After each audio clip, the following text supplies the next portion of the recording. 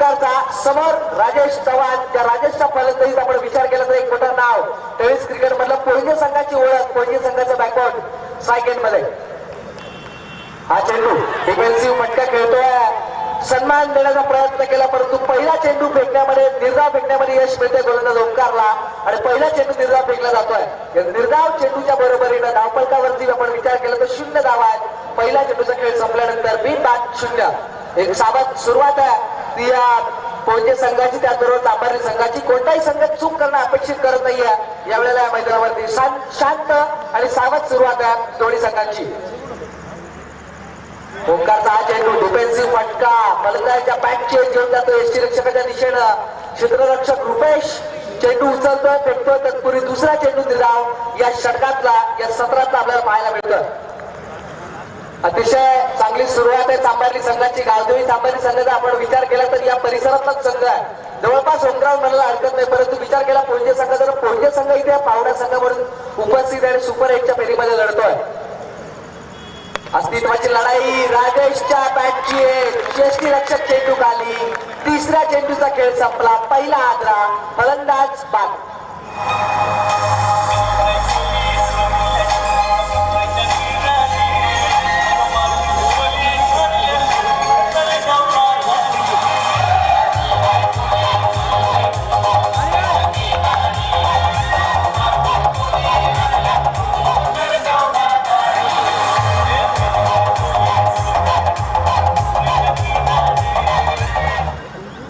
राजेश चव्हाण आपण बघतोय 0 धावसंख्येवर तंबूमध्ये परतलाय. मोठा आदरा. खरं तर ही सुरुवात चांगली म्हणायला लागेल तांबारी संघाची. आपण बघतोय एकही धाव तंबू दिलेला नाहीये. तसा विचार केला आपण ओंकार नवा गोलंदाज आहे या मोसमामध्ये, नव्यानं इन झालेला गोलंदाज. अशा वेळेला थोडं प्रेशर पाहायला मिळायला हवं होतं, परंतु या विपरीत परिस्थिती पाहायला मिळते आहे. ओंकार मात्र आपली गोलंदाजी आणि आपल्या इनिंगची चांगली सुरुवात करून देतो. तांबारी संघाला थोडंसं प्रेशर बघायला मिळतं पोळजे संघावरतीच्या पहिल्या षटकातल्या. 3 चेंडूंचा खेळ संपलाय, फलंदाज बाद केला. राजेश चव्हाण सारखा फलंदाज तंबूमध्ये परतला. त्यानंतर आपण बघतो नौका फलंदाज मैदानामध्ये तिसऱ्या क्रमांकावरचा सचिन मुंबईकर पोळजे संघाकडून. सचिन मुंबईकर सायकलमध्ये उजव्या हाताचा फलंदाज आहे. गोलंदाज तयार Omkar Tata power outside करून गोलंदाजी करतोय.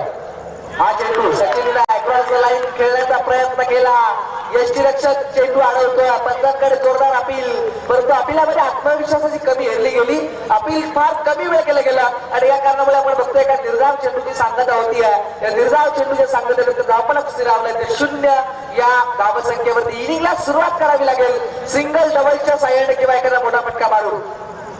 हा चेंडू अग्रेसिव्हनेस पाहायला मिळाला. स्टेप आउट करून खेळत असताना पंचांच्याकडे आशाभूत नजरेनं पाहत राहिला तो फलंदाज, परंतु पंचांनी यष्टीचीच बाद केलं. दुसरा आदरा सचिन मुंबईकरच्या स्वरूपात.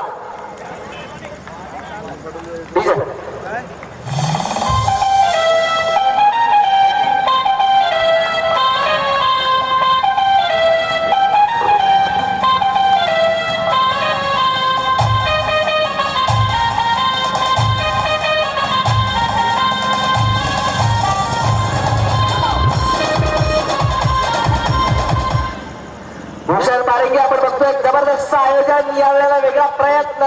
प्रत्येक वर्षी वेगवेगळे प्रयत्न केले. प्रत्येक वर्षी आपण यश पाहिलं टुर्नामेंट आयोजित करण्यामध्ये. आणि यावर्षी एक मोठी टुर्नामेंट आयोजित केली गेली.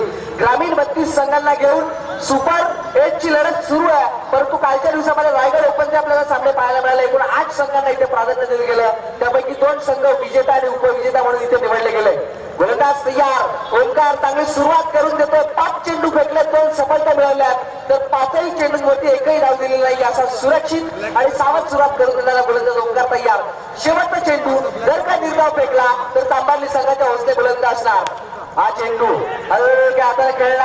शॉट एक्स्ट्रा कव्हरला क्षेत्ररक्षक चूक करतोय. एकही धाव मात्र मिळते फलंदाज